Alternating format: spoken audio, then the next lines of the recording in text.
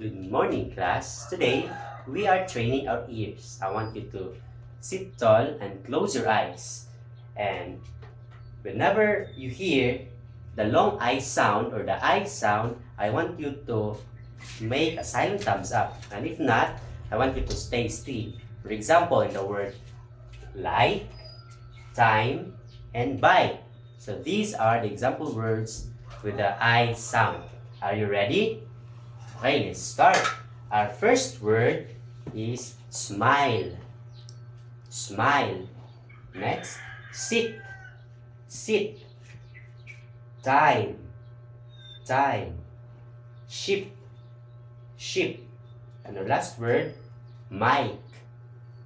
Okay, excellent. Your ears are learning to catch the long I sound.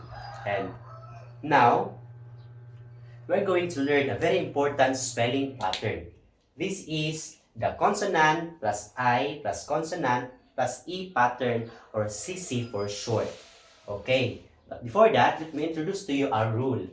Our rule is, whenever you see a single syllable word with the CC pattern, the I will usually be pronounced as I. Okay, kung ugali makakita mo single syllable lang or usa lang single syllable or monosyllabic word, usa na siya ka word kay isa lang siya ka syllable.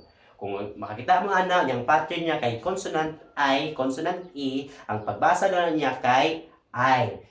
Kini isang example. Atong word is time. Ang time monosyllable ni siya kay isa ra siya ka syllable.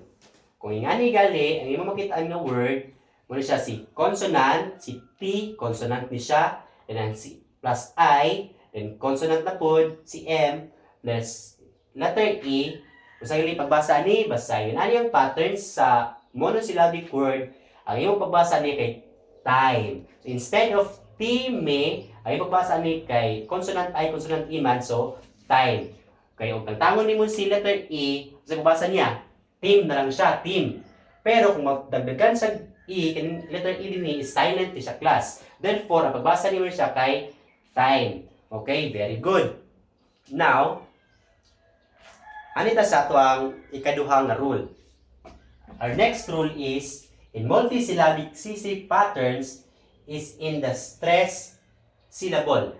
E is equal to I. Atong next example na po, panalitan sir, o dili na po mono syllable ang word. Palitag duha na siya ka syllable. Usaon na to para maibaw-an nga ay ang ihang pagkabasa.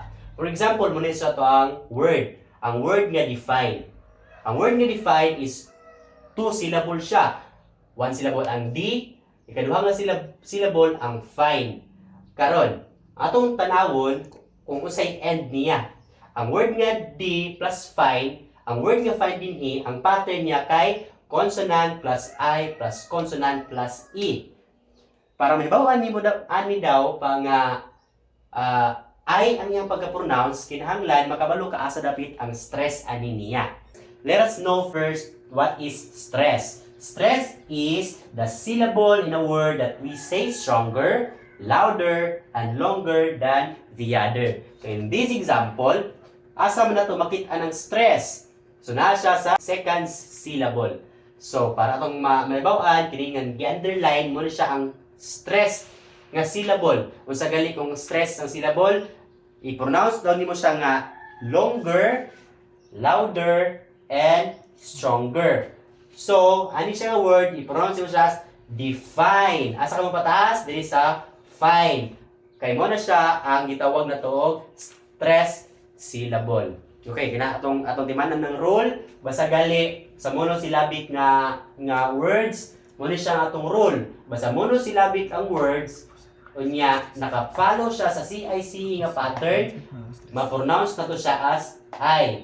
How about sa multisyllabic nga words? Sa mga multisyllabic words, basta ang CIC pattern is in the stress syllable, nasa sa stress syllable, i-pronounce nimo siya as I. So, define. So, ano nga word? Ang define. Kung saan siya pagbasa? Kinahanglan ang pagbasa niya kay define. Define. So, asa dapat ang stress? Ang stress na yan nasa ikaduha nga syllable. Kung sa ganito ang rule, kung ang stress nasa ikaduha nga syllable, ang letter I, mahimo siyang mabasa siya as I. So, ang pagbasa ni instead nga define or define, ang pagbasa niya kay define. Okay, so muna siya ang rule nato sa pagbasa sa CC, kung atong i-apply ang CC nga rule. Okay. So, karon atuan ang sugdan ug pagbasa ang mga words. But before that, kinahanglan makabalo ta usaon nato pag-pronounce ang sound nga I. In pronouncing the sound I, first we have to do is to open our mouth and make a sound A. Okay, let's open our mouth and pronounce the sound A. A. And after pronouncing A, you have to glide your tongue up and forward and slightly close your mouth like the sound E. Okay, to pronounce the I sound, start with your mouth open like you are saying A, then glide your tongue up and forward and slightly close your mouth like the sound E. Okay, let's demonstrate. Then slide your tongue. Then slightly close your mouth like saying the word E. I. Okay, very good. That's how you pronounce the sound I. I have here, I am holding something special. This is the magic green one. Okay, whenever I raise this one, it means that the sound in these words, I. Okay. First, let us start with the monosyllabic words. Look at the pattern. The pattern here is we have the consonant letter P, the next is I, then consonant letter N, and the next letter is E. Whenever you see the consonant I, consonant E pattern in monosyllabic words, you have to pronounce it as I. Okay?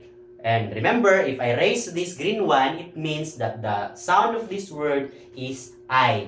Okay? In this word, say pine. Okay, pine. Next word we have right. Right. Next, while. While. Next word, drive. Drive. And our last word in monosyllabic words is wine. Okay, again, why do we pronounce this as I with I sound? It's because the pattern here is consonant plus I plus consonant plus E. And now, how about in multisyllabic words? Again, let us remember that if the stressed syllable is in the CC, it falls in consonant I, consonant E, therefore, we pronounce it as I. In our first word, invite. Why do we pronounce it as invite? It is because the syllable vite sa ani nga syllable ang stress naa sa vite. Kunya kung ang stress gali nasa sa I, nasa sa consonant I, consonant E, kinahanglan i-pronounce mo siya as I. Okay. So, our first word, let us read together. Invite. Refine. Refine. Next. Survive. Survive. Next word, alive. Alive. And the last word, combine. Combine. Okay. So that's how we pronounce these words. Let us remember our rule that whenever you see a single syllable word with a CC pattern, the I will usually be pronounced I. And our second rule, in multisyllabic CC patterns, it is in the stressed syllable, I is equal to I.